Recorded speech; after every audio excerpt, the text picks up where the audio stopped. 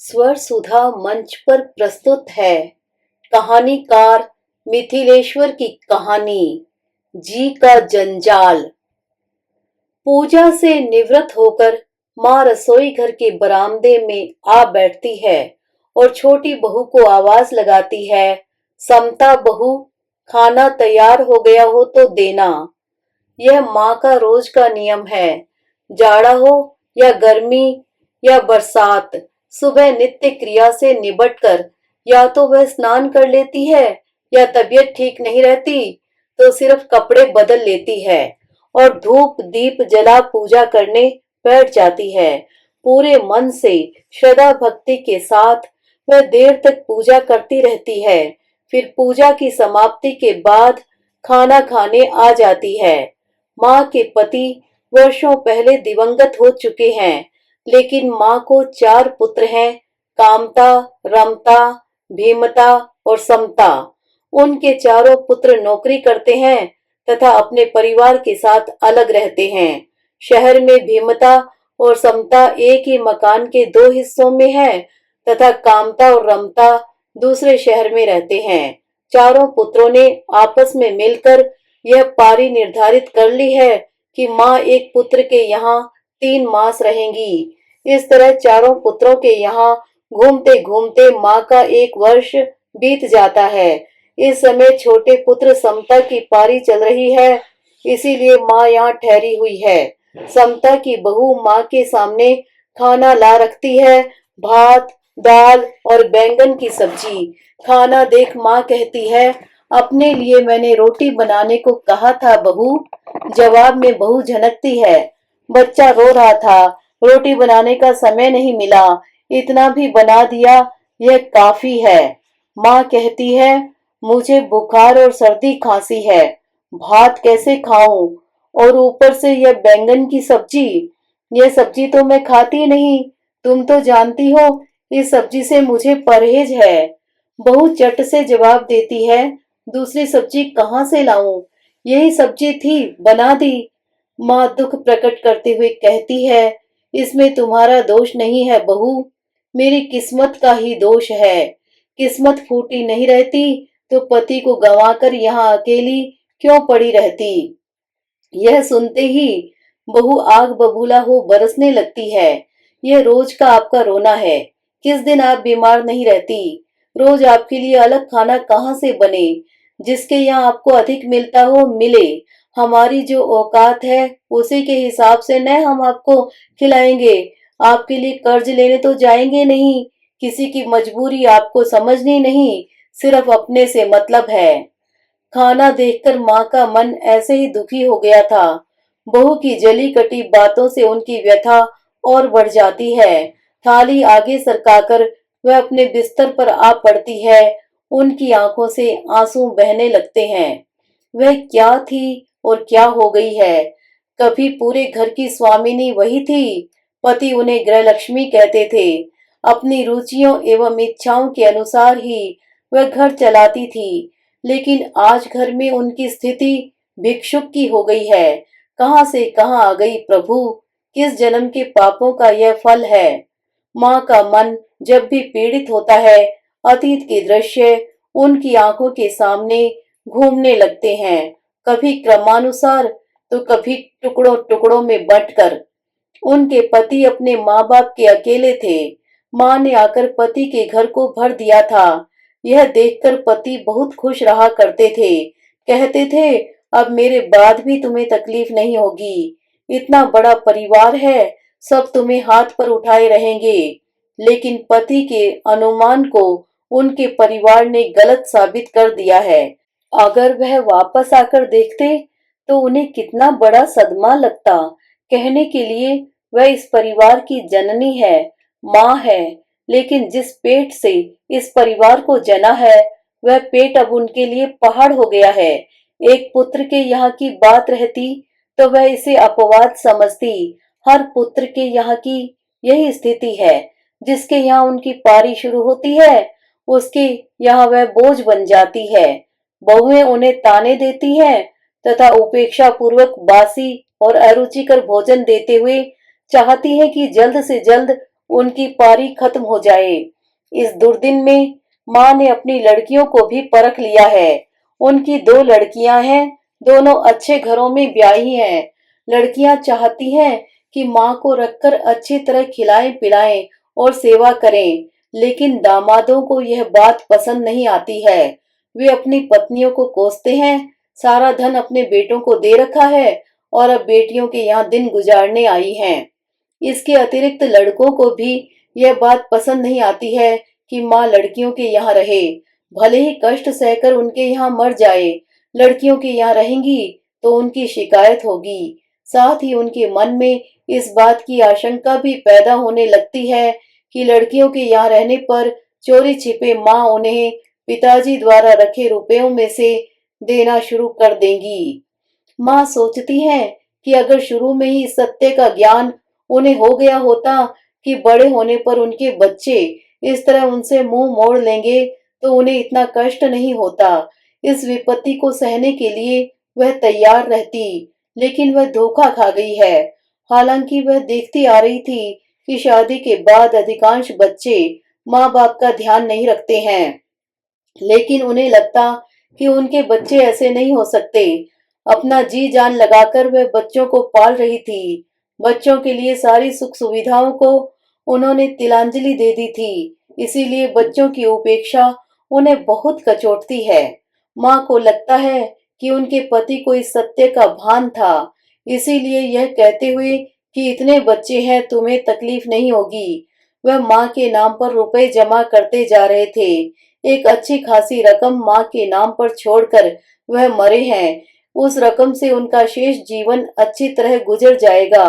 वह कोई अमरावती पीकर तो आई नहीं है, लेकिन वह मर्द नहीं औरत है, और औरत को लेकर प्राचीन समय से ही यह मान्यता चली आ रही है कि उसे बचपन में पिता के अधीन, जवानी में पति के अधीन तथा बुढ़ापे में पुत्र के अधीन रहना है। इसी मान्यता के चलते अपने नाम पर पति द्वारा रखी पूंजी का इस्तेमाल भी वह चाहते हुए नहीं कर पाती है। उनके लड़कों ने उनके नाम पर रखे रुपयों को लंबी अवधि के फिक्स डिपॉजिट स्कीम के अंतर्गत रखवा दिया है, ताकि वे दुगने तिगुने हो सकें, तथा अपने चारों भाइयों के नाम से नॉमिनेशन करवा लिया है, ताकि उनकी मृत्यु के बाद वे आपस में बराबर बराबर बांट सकें।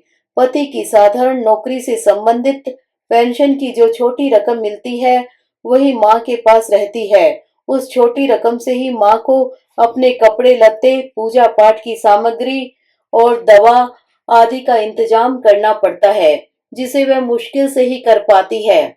माँ को फिक्स डिपॉजिट में रुपए रखने की कतई इच्छा न थी। वह चाहती थी कि रुपए इस रूप में रखें कि जब इच्छा हो निकालती रहे, लेकिन लड़कों ने उन्हें बाध्य कर दिया।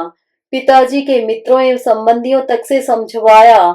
सबने उन्हें यही कहा, रुपए लेकर आप क्या कीजिएगा, आखिरकार लड़कों के साथ ही आपको रहना है। फिर जैसा कह रहे हैं वैसा ही क्यों नहीं करती हैं? आपको रखने खिलाने आदि की जिम्मेदारी ये ले ही रहे हैं, बुढ़ापे में आपको और क्या चाहिए? रुपए तो आपके ही नाम पर रखे हैं। फिक्स डिपॉजिट के रुपए आप निकाल तो नहीं सकती हैं, लेकिन आवश्यकता पड़ने पर कभी भी तुड़वा सकती हैं या उस पर लोन ले सकती हैं। इस तरह वही हुआ जो उनके लड़के चाहते थे। प्राचीन मान्यता के अनुसार बुढ़ापे में लड़कों के अधीन उन्हें रहना ही था। इस संदर्भ में उन्हें लगता है कि पति का सोचा हुआ नहीं हुआ। पति ने उनके भविष्य के लिए रुपए रखे थे, ताकि अपनी इच्छा के अनुसार वह खर्च कर सके, लेकिन लड़कों ने उन्हें अपने भविष्य के लिए रखवा दिया है। रोते रोते माँ के आंसू सूख जाते हैं, लेकिन कोई पहुंचने नहीं आता है। अब इन आंसुओं की कीमत ही क्या? कभी इन आंसुओं को देख पति जमीन आसमान एक कर देते थे, लेकिन बेटों और बहुओं के लिए ये आंसू अब गंदे जल के सिवा कुछ नहीं रह गए हैं। माँ सोचती है कि बहुएं तो दूसरों के घर से आई हैं, लेकिन बेटे ऐसे कैसे हो गए? ये वही बेटे हैं जो उनसे तनिक भी अलग रहना नहीं चाहते थे। इन बेटों की वजह से ही वह पति को भी पूरा समय नहीं दे पाई थी।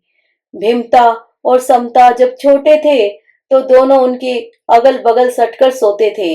उनसे कुछ बड़े कामता और रमता भी पास ही आकर उनका हाथ पकड़कर या उनकी साड़ी का छोर पकड़कर सोते थे। उनके स्पर्श के बगैर उन्हें नींद ही नहीं आती थी। लेकिन अब तो माँ के पास कभी भूलकर भी बैठने और दुख तकलीफ पूछने की उन्हें फुर्सत नहीं मिलती है। माँ को प्रवचन में कही गई स्वामी श्री हरि नारायण जी की बात याद आती है। यहाँ के रिश्ते स्वार्थ पर आधारित हैं। स्वार्थ पूरा होते या खंडित होते ही सारे रिश्ते बदल जाते हैं। एकमात्र प्रभु का रिश्ता ही सच्चा होता है। माँ को लगता है स्वामी श्री हरि नारायण जी ठीक ही कहते हैं।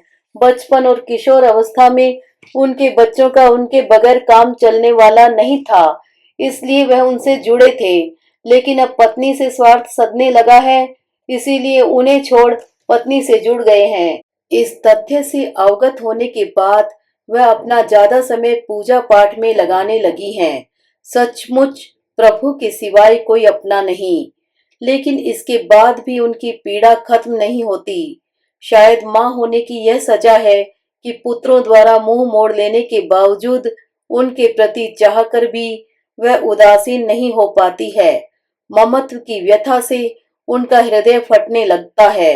अचानक बाहर से दरवाजे पर दस्तक होती है। शायद कोई आया है। बहू जाकर दरवाजा खोलती है। माँ आवाज पहचान जाती है। समता है। स्कूल की नौकरी से आया है। सुबह का क्लास खत्म हुआ है।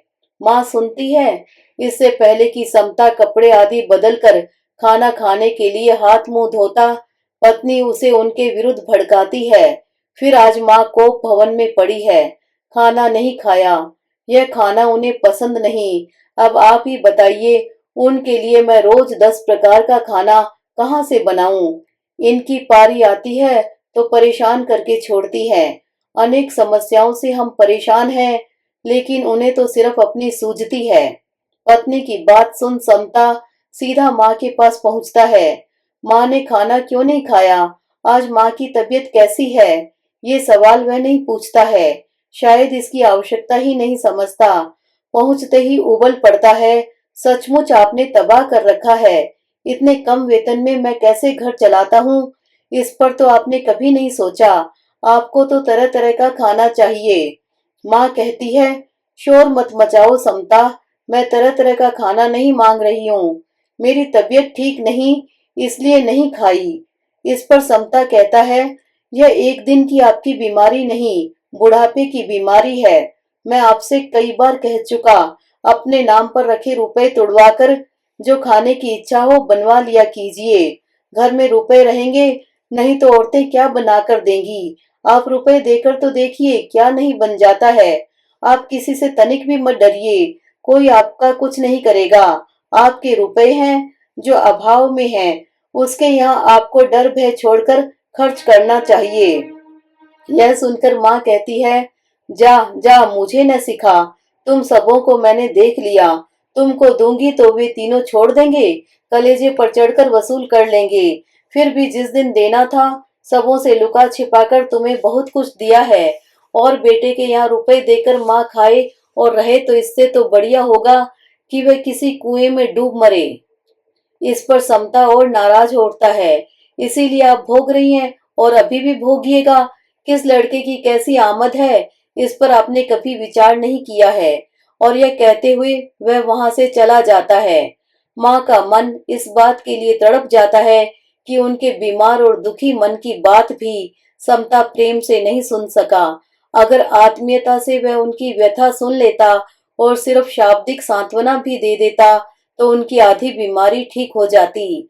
लेकिन अब किसी भी लड़के के यहाँ उनकी यह इच्छा पूरी होने वाली नहीं। फिर भी उनसे यह आस छूटती नहीं। वह प्रतीक्षा करती ही रहती है, अंतहीन निरर्थक प्रतीक्षा। समता की बात से माँ की व्यथा और अधिक बढ़ जाती है। हमेशा की भांति वह महसूस करती है कि सबकी निगाहें उनके नाम पर रखे रुपयों पर ही टिकी हुई है। सब यही चाहते हैं कि जिनके यहाँ उनकी पारी चल रही होती है, उसके यहाँ वह छिपे चोरी कुछ रुपए दिया करें। लेकिन दूसरी ओर अपनी निगाह भी चौकन्ना रखते हैं कि माँ किसी को दे तो नहीं रही है। सब अकेले अकेले ही हड़पना चाहते हैं, इसीलिए सबको एक दूसरे पर शक रहता है। वह सिर्फ नाम के लिए उन रुपयों की स्वामिनी है उसका वास्तविक हिसाब तो वे चारों अपने पास रखते हैं। एक लड़के के यहाँ की पारी खत्म कर जब दूसरे लड़के के यहाँ पहुंचती है तो सबसे पहले वह लड़का उनके रुपयों का हिसाब ले लेता है कि कहीं पहले ने फुसलाकर उनका कोई फिक्स डिपॉजिट तो नहीं तुड़वा दिया। माँ को याद है, पति के मरने के बाद अपनी पत्नियों के कहने में आकर ये लड़के जब एक दूसरे से अलग हुए थे, उस वक्त कामता और रमता अपनी नौकरी में लग चुके थे। भीमता भी एक जगह लग गया था, लेकिन समता बेरोजगार था। उस वक्त उन्होंने तीनों से छिपकर समता की मदद शुरू की थी। भाइयों ने साथ छोड़ दिया, लेकिन माँ होकर वह कैसे साथ छोड़े। वह समता के परिवार के साथ ही रहती और उसके सारे खर्च झेलती। अपनी दवा के बहाने एक फिक्स डिपॉजिट उन्होंने तुड़वा लिया था, लेकिन इसके लिए तीनों लड़के उनसे खूब लड़ते और उन्हें कोसते। उनके रुपयों पर वे समान अधिकार समझते थे और नहीं चाहते थे कि एक पैसा भी किसी में अधिक खर्च हो। वह लाख छिपाकर समता के यहाँ खर्च करती थी, सब जान ही जाते। इस पर वह क्रुद्ध होकर जब उनसे पूछती, तुम सब नौकरी करते हो, वह बेरोजगार है, बड़ा भाई होने के नाते तुम तीनों को उसकी मदद करनी चाहिए थी, लेकिन तुम सबों को उससे कोई मतलब नहीं। बाटा भाई पड़ोसी वाली कहावत के अनुसार तुम लोगों ने उसे छोड़ दिया है, लेकिन माँ होकर मैं कैसे छोड़ दूं। इस पर वे कहते, नौकरी नहीं लगी है तो ट्यूशन आदि करे, संघर्ष करे। बैठकर पिताजी के रखे रुपए खाने से तो समस्या हल नहीं होगी। पिताजी तुम्हारे लिए रुपए रख गए हैं, खर्च हो जाएंगे तो फिर तुम्हें कौन देगा। आज समता तुमसे रुपए ले रहा है, नौकरी लग जाएगी तो आज की तरह पूछेगा। उस वक्त तुम्हारा ज्ञान खुल जाएगा, लेकिन तब पछताकर ही क्या करोगी। सचमुच तीनों की कथनानुसार नौकरी लगते ही समता उन्हीं की तरह हो गया, लेकिन अगर वह इस सत्य से पहले ही अवगत होती तो क्या समता को छोड़ देती। उन्हें लगता है कि भले ही लड़के हृदयहीन हो जाएं, माँ हृदयहीन नहीं हो सकती, उसे हुआ ही नहीं जा सकता। शायद माँ और बेटे में यही अंतर होता है। उन दिनों से समता से बड़े तीनों लड़कों के मन में यह बात बैठी हुई है कि माँ ने समता के लिए अधिक खर्च किया है। इसके विपरीत समता के मन में यह बात है कि बड़े भाइयों की तुलना में उस पर कुछ खर्च नहीं हुआ है। पहले संयुक्त परिवार था, पिताजी कमाते थे, पढ़ने लिखने से लेकर नौकरी लगने तक सबकी आवश्यकताएं पैतृक जायदाद से ही पूरी होती थी, लेकिन भाइयों ने उसे तब अलग किया जब वह कहीं का नहीं था। इस स्थिति में पैतृक जायदाद का समान उपयोग उसमें कहाँ हो पाया। उनके नाम पर रखे रुपयों को लेकर आए दिन लड़कों में होने वाले विवाद को देखते हुए कुछ निकटतम संबंधियों ने उन्हें सुझाव दिया है कि चारों लड़कों में बराबर बराबर रुपयों को बांटकर वह इस झमेले से मुक्त हो जाएं। लेकिन भीमता और समता इस बात पर राजी होते हुए भी कहते हैं, ठीक है, लेकिन यह उचित बंटवारा नहीं होगा। माँ बाप को चाहिए कि हर लड़के को बराबर करके तब बंटवारा करे, नहीं तो आर्थिक दृष्टि से जो कमजोर है उसे अधिक दे और जो मजबूत है उसे कम। पर कामता और रमता कहते हैं, कोई अधिक कमाए या कम, माँ बाप के धन पर सभी भाइयों का बराबर हिस्सा होता है। किसी की किस्मत में दुख लिखा है तो बेईमानी से सुख तो नहीं मिल जाएगा। माँ भी बेईमानी करेगी तो नरक में जाएगी। उनके लिए चारों लड़के समान हैं। इस पर क्रोध में आकर वह कई बार पूछ चुकी है, माँ बेईमानी करेगी तो नरक में जाएगी, लेकिन पुत्र बेईमानी कर रहे हैं तो कहाँ जाएंगे। लेकिन उनके ऊपर इस सवाल का असर नहीं पड़ता है। उनकी निगाह तो माँ के नाम पर रखे रुपयों पर टिकी रहती है। स्वर्ग नरक की दलील भी उनके रुपए हथियाने के लिए ही वे देते हैं। इसके अतिरिक्त यह सोचकर भी माँ नहीं बांटती है कि जीते जी अपना हाथ काट देना ठीक नहीं होगा। उनके नाम पर रुपए हैं तब तो उनकी यह स्थिति है। अगर रुपए नहीं रहेंगे तो बहुएं पारी पर भी उन्हें नहीं पूछेंगी, दुत्कार देंगी। लेकिन फिर उन्हें लगता है कि ऐसा वह बेकार ही सोचती है। अपनी तरह अनेक विधवा और बूढ़ी औरतों को वह देख रही है, सबके नाम पर उनकी तरह रुपए नहीं हैं, फिर भी उनका जीवन उनसे सुखी है। बेटा पतो उन्हें मानते और सेवा करते हैं, लेकिन यह सोचने के बावजूद अंदर से उनका मन रुपए बांट देने के लिए कभी तैयार नहीं होता है। पति और पुत्र की तरह ही रुपए से आसक्ति भी छूटती नहीं है। भीमता की मोटरसाइकिल वाली घटना याद आती है तो आज भी उनके कलेजे में एक हुक सी उठती है। भीमता का कारखाना इस शहर से काफी दूर है। कारखाने के प्राय सभी कर्मचारी स्कूटर, मोटरसाइकिल आदि से आते जाते हैं, लेकिन भीमता साइकिल से जाता था। धूप में वह जब साइकिल से इतनी लंबी दूरी तय करके आता तो उसका चेहरा सूखा और मुरझाया हुआ लगता। यह देखकर उनका मातृत्व छटपटा जाता। इस पर भीमता अनुकूल अवसर देख कहता, इतने कम वेतन में मोटरसाइकिल कहाँ से लूं माँ? समझ नहीं पाता हूँ। साइकिल से आते आते तो लगता है प्राण निकल जाएंगे। पीएफ आदि से ऋण लेकर आधे रुपए जुटा सकता हूँ। अगर आधा आप दे दें तो मोटरसाइकिल ले लेता। यह बात कोई जानता भी नहीं। बाद में पैसे होने पर मैं आपको दे देता। भीमता की यह बात सुन और उसकी स्थिति देख माँ धर्म संकट में पड़ गई थी। कभी मन करता कि दे दे, बेटा जब इतने दुख में है तो वह रुपए रखकर क्या करेंगी। लेकिन फिर सोचती, जान जाने पर वे तीनों उनकी यह सफाई नहीं सुनेंगे। सब अपनी समस्या को बढ़ा चढ़ाकर सुनाने लगेंगे, उन्हें तबाह कर देंगे, उनका जीना मुश्किल हो जाएगा। लेकिन भीमता आग्रह करता रहा और अपनी व्यथा उन्हें सुनाता रहा। साथ ही उसने उनकी खुशामद भी शुरू कर दी। फैक्ट्री से लौटते ही खोजता माँ कहाँ है और उनके पास जा बैठता। अपनी पत्नी को डांटकर जबरन माँ की सेवा कराता। स्वयं भी माँ की सेवा में लगा रहता। माँ का ममतामयी निष्कपट हृदय जल्दी ही पिघल गया और ऐसा पिघला कि सब कुछ भूल वह भीमता के साथ चुपके बैंक जा पहुंची और एक फिक्स डिपॉजिट तोड़ा उसने दे दिया। मोटरसाइकिल खरीदकर भीमता खुशी से झूम उठा। लेकिन जाने कैसे जल्द ही यह बात सब जान गए। शायद समता की बहू को खबर मिल गई थी। फिर तो सब आ जुटे और घर में वह कोहराम मचा, वह महाभारत छिड़ा कि लगता चारों बेटे आपस में ही कटकर मर जाएंगे। उनकी लड़ाई जब अन्य किसी तरह शांत नहीं हुई तो हार थककर उन्होंने जितने रुपए भीमता को दिए थे उतने उतने रुपए तीनों को भी दे दिए। लेकिन इस क्रम में उनके आधे रुपए निकल गए। लड़कों का झगड़ा तो उन्होंने शांत करा दिया, लेकिन अपने रुपयों की हुक से वह खाट पर पड़ गई। अभी इतनी जल्दी वह बूढ़ी न होती, लेकिन रुपए चले जाने की आह ने उन्हें असामयिक बुढ़ापे का शिकार बना दिया है। तरह तरह की बीमारियों ने आ दबोचा है। पुत्र शोक सहा जाता है, धन शोक नहीं। दोपहर ढलने लगती है, माँ ऐसे ही चुपचाप पड़ी रहती है। समता बहू दोबारा उन्हें खाने का आग्रह करने के लिए नहीं आती है और न उनका कुशल समाचार पूछने ही। अगर वह चाहती तो इस बीच उनके लिए 2 रोटियां पका सकती थी। उन्हें किसी भी सब्जी से उतनी प्रीत नहीं। नमक तेल के साथ ही वह रोटियां खा लेती। लेकिन उनको लेकर बहुओं के मन में श्रद्धा और प्रेम हो तब न। उनके न खाने पर वे मन ही मन सोचती हैं कि चलो एक दिन का खाना तो बचा। अचानक किसी के आने की आहट होती है। फिर भीमता बहू की आवाज सुनाई पड़ती है, माँ सो गई है क्या? माँ जवाब देती है, नहीं तो। भीमता बहू उनके करीब चली जाती है। इसी मकान के दूसरे हिस्से में रहती है।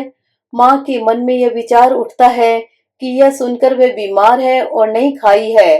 कहीं भीमता बहू उन्हें अपने यहाँ खिलाने ले चलने तो नहीं आई है। लेकिन यह अनहोनी कैसे हो सकती है? अपनी पारी पर तो वह अच्छी तरह खिलाती नहीं, दूसरों की पारी पर कैसे खिलाएगी?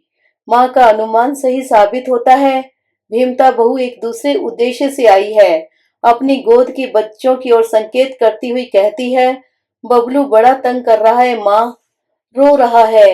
अभी घर के सारे काम पड़े हुए हैं, इसे थोड़ी देर आप खिलाती तो मैं जाकर कई काम निपटा लेती।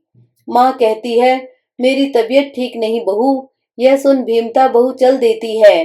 गुस्से में पांव पटकते जा रही है। दरवाजे से बाहर निकलने के बाद उसकी आवाज माँ को साफ सुनाई पड़ती है, मेरी पारी नहीं है तो मेरा बच्चा कैसे लेंगी? जिसकी पारी में खाती है उसी का बच्चा जो खिलाती है। माँ का मन क्रोध से भर जाता है। इच्छा होती है कि चिल्लाकर कहे, मैं तुम सबों की नौकरानी नहीं कि बच्चे खिलाऊंगी तो खाना पाऊंगी। ममता और प्रेम की वजह से बच्चों को खिलाती हूँ और खाना तुम सब मुफ्त में नहीं खिलाते हो। यह बात अपने मन से निकाल देना। बेटों को पाल पोस कर तुम्हें दे दिया है, पति का सारा धन दे दिया है। मेरे नाम पर जो रुपए हैं, मरने के बाद वह सब भी तुम्ही लोगों का होगा। इसी एवज में खिलाती हो, लेकिन कह नहीं पाती है। शरीर जब कड़ा था तो खूब कहती थी, एक का 10 सुनाती थी, लेकिन अब तो दो चार बातें बोलने पर ही गिरकर हाँफने लगती हैं। इस स्थिति में बहुएं तो चाहती हैं कि लड़ाकर जल्द ही उन्हें खत्म कर दें, लेकिन प्रभु उन्हें बचाए हुए हैं। माँ शुरू से ही देखती आ रही है, थोड़ा सा भात या 2 रोटियां वे क्या खाती है। बहुएं चाहती हैं कि रात दिन उनके बच्चों को गोद में लिए रहें। भीमता बहू और समता बहू इस बात की नाराजगी अपने मन में बराबर पाले रहती हैं कि कामता बहू और रमता बहू के बच्चों की तरह उनके बच्चों को पालने में मददगार साबित नहीं हुई है।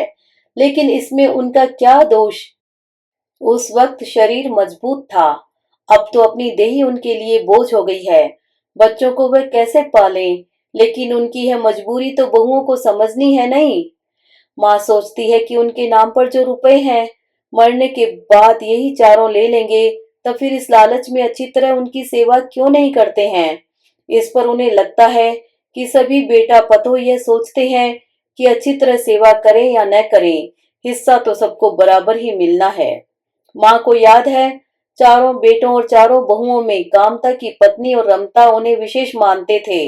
यह देखकर उन्हें भी संतोष होता था कि एक बहू और एक बेटा सही निकल गए, बुढ़ापे में उन्हें तकलीफ नहीं होगी। लेकिन बाद में यह सोचकर कि कोई सेवा करे या न करे, माँ के नाम के रुपए बराबर लेंगे, वे दोनों भी उनकी तरह ही हो गए।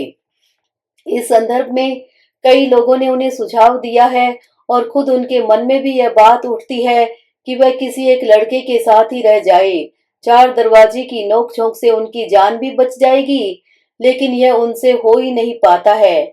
लड़के उनसे मुंह मोड़कर रह लेते हैं, लेकिन लड़कों से मुंह मोड़ना उन्हें अच्छा नहीं लगता।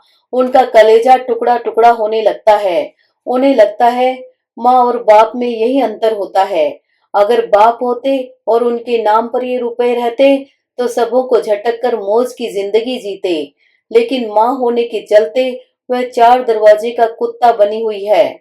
इसके अतिरिक्त इस चिंता से भी वह किसी एक लड़के के यहाँ नहीं रहती है कि अन्य 3 लड़के उसके दुश्मन हो जाएंगे, उसे सही सलामत नहीं रहने देंगे। उनके रुपयों पर भी समान अधिकार समझते हैं। उनका मन गुस्से से उबलने लगता है।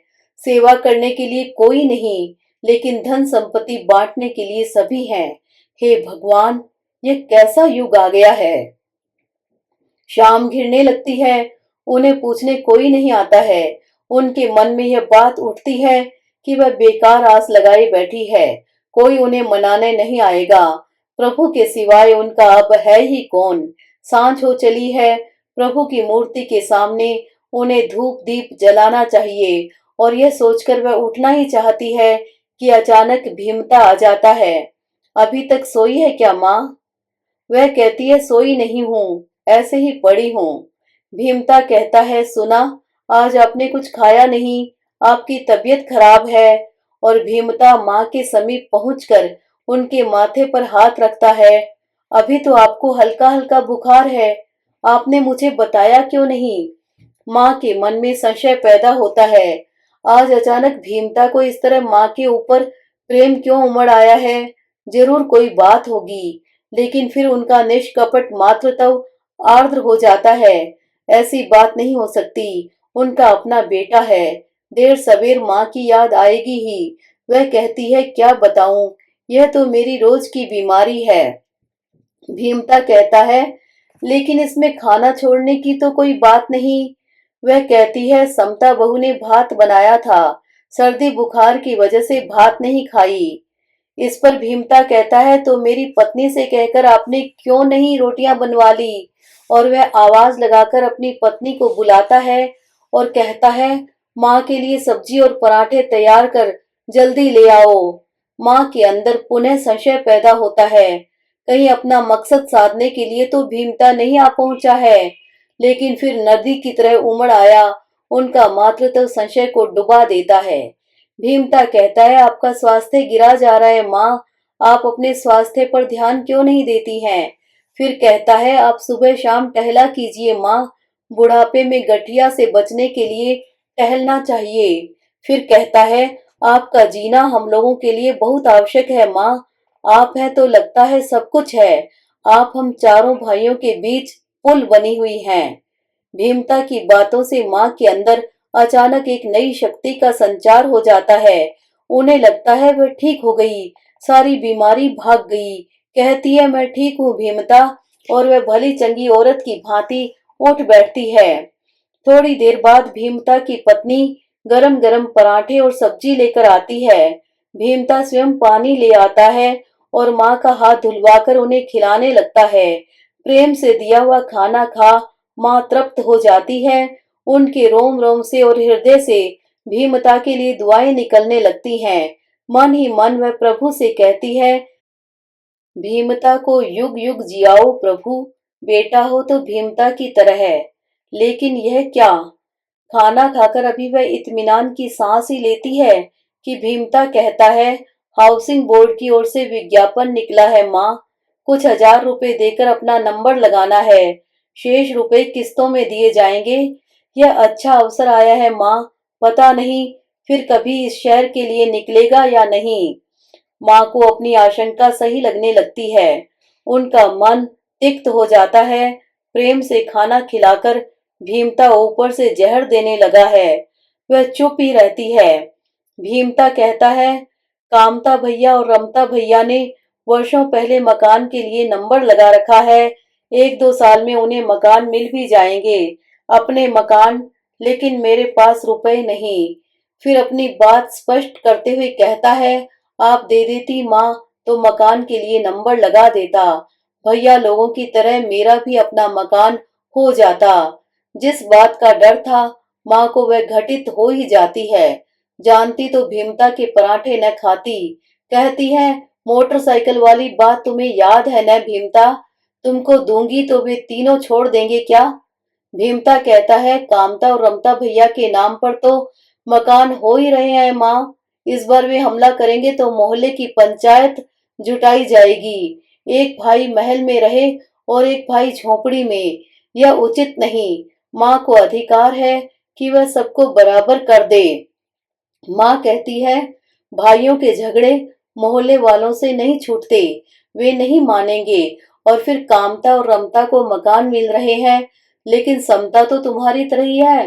भीमता को लगा है कि माँ रास्ते पर आ रही है। वह एक क्षण के लिए माँ के पास से हटकर समता के पास जाता है और उसे समझा बुझाकर माँ के पास ले आता है। इस बार समता कहता है भीमता भैया ठीक ही कह रहे हैं माँ, हम दोनों का नंबर लगवा दीजिए ताकि कामता और समता भैया की तरह हमारे भी अपना मकान हो जाए। जब तक आप सहयोग नहीं कीजिएगा हम अपनी सीमित आय से कुछ नहीं कर पाएंगे। माँ कहती है तुम्हारी तरह ही उन दोनों की निगाह भी मेरे रुपयों पर है, कोई एक दूसरे की मजबूरी नहीं समझेगा।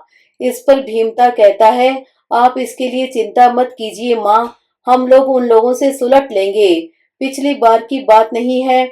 आपके न रहने पर भले ही लोग बराबर बांटेंगे, जिंदगी में तो आप जिसको जो दे दें उसका हो जाएगा, फिर कोई कुछ नहीं कर पाएगा। माँ कहती है क्या होगा, मैं सब जानती हूँ, तुम्हारी तरह ही वे दोनों भी कहते हैं, रुपए के लिए वे भी लड़ने को तैयार हैं। इसके साथ मेरे पास अब अधिक रुपए हैं ही कहाँ कि मैं दूं, अभी तो मेरा ही जीवन बाकी है। इस पर समता कहता है हम शराब पीने और ऐशाराम में लुटाने के लिए तो रुपए नहीं मांग रहे हैं, मकान लेने के लिए मांग रहे हैं। माँ बाप के धन का सदुपयोग तो ऐसे ही कार्यों में होता है। साथ ही आपका धर्म है कि चारों लड़कों को कम से कम आवास के मामले में बराबर कर दें। आपके सिवाय हम और किससे कहने जाएं, भैया लोग तो बात सुनेंगे नहीं। आप माँ हैं, आपके पास ही न रोना और न विनती करना है। माँ को लगता है कि समता और भीमता अब ममत्व प्रदर्शन करते हुए उनके मातृत्व को पिघलाने की कोशिश करेंगे, लेकिन अर्थ के मामले में उन्हें गहरी ठेस लग चुकी है। अपना हाथ काट दें और ऊपर से घर में फिर महाभारत को निमंत्रण दे दें, यह वह कभी नहीं करेगी। इसीलिए निष्कर्ष रूप में अपना निर्णय सुना देती है। मैं तुम दोनों से हाथ जोड़ती हूँ, रुपयों का जिक्र मुझसे न करो, चाहे जहां से हो स्वयं जुटाओ, मुझसे रुपए न मांगो। माँ की यह बात सुन भीमता के चेहरे की त्योरियां बदल जाती हैं। कहता है, मैं जानता था आप नहीं देंगी, स्वार्थी हैं, आप में न्याय की क्षमता नहीं, आप सही माँ नहीं। और समता को संबोधित करते हुए कहता है, चलो समता, इनसे कहना बेकार है, यह सिर्फ अपना पेट पालना जानती है, पैदा करके हमें भाग्य के भरोसे छोड़ दिया है। और दोनों वहां से दरवाजे पर चले आते हैं, फिर एक ही साथ बैठकर उन्हें कोसने लगते हैं। भीमता कहता है, ऐसी माँ हमने नहीं देखी जिसे बाल बच्चों की नहीं अपनी ही चिंता है। समता कहता है, आप बेकार इन्हें पूछते हैं, नहीं खाई थी, नाराज होकर पड़ी थी तो छोड़ देते। भीमता कहता है, हम दोनों भाइयों को शुरू से ही बड़े भाइयों की तुलना में ये कम मानती हैं। इस पर समता कहता है, इनकी जगह दूसरी कोई माँ रहती तो ऐसे कार्य के लिए बिन मांगे रुपए दे देती। माँ बाप तो बाल बच्चों के लिए ही ना रुपए रखते हैं, खासकर आर्थिक दृष्टि से कमजोर बच्चों के लिए। भीमता कहता है, रुपए रखकर अचार डालेंगी, ऐसी तैसी इनके रुपयों की। वे देर तक उनके बारे में अनाप शनाप बकते रहते हैं। उनकी बातें माँ के कलेजे में तीर की तरह लगती हैं। उनका कलेजा छलनी हो जाता है। व्यथा के वेग में उनकी इच्छा होती है कि जाकर बता दें कि उन्होंने उन सबों के लिए क्या किया है और वे उनके लिए क्या कर रहे हैं। उन जैसी माँ के ऋण से वे कई जन्मों में भी उऋण नहीं होंगे, लेकिन चुपचाप पड़ी रहती हैं। जानती है रुपयों के लोभी उनके पुत्रों पर किसी भी तथ्य का असर होने वाला नहीं। रात गहरा जाने पर भीमता और समता अपने अपने घरों में चले जाते हैं। फिर खाना खा अपने अपने परिवार के साथ सो रहते हैं। लेकिन माँ जगी रहती हैं और अपनी किस्मत पर रोती रहती है। ऐसी औलाद से निसंतानी और निपुत्र रहती तो ठीक था, किसी मंदिर या मठ में जीवन गुजार देती। माँ की व्यथा इतनी बढ़ जाती है कि बिस्तरे से उठ वह प्रभु की मूर्ति के पास जा बैठती है और मौन विलाप करने लगती है। कब और क्या दिखाने के लिए रखे हो प्रभु, वहीं ले चलो जहाँ पति गए हैं, पुत्रों के घर में अब और नहीं रहा जाता। माँ को लगता है कि उनके नाम पर जमा रुपए ही सारे उपद्रवों की जड़ हैं। कभी यह बात उन्हें बहुत अच्छी लगती थी कि पति ने उनके नाम पर रुपए रखकर अच्छा किया है, लेकिन अब उन्हें लगता है ठीक नहीं किया है। उनकी इच्छा होती है कि सारे रुपए पुत्रों में बांट दे, न रहेगा बांस और न बजेगी बांसुरी। लेकिन फिर यह चिंता सताने लगती है कि रुपए देकर तो और असहाय हो जाएगी। रुपए हैं तब तो उनकी यह स्थिति है, नहीं रहेंगे तो लड़के और बहुएं बांह पकड़कर अपने दरवाजे से निकाल देंगे। तब वह क्या करेगी? प्रभु की मूर्ति के सामने वह विकल हो माथा पटक रोने लगती है। कुछ समझ में नहीं आ रहा है प्रभु, क्या करूं, तुम ही कोई रास्ता निकालो।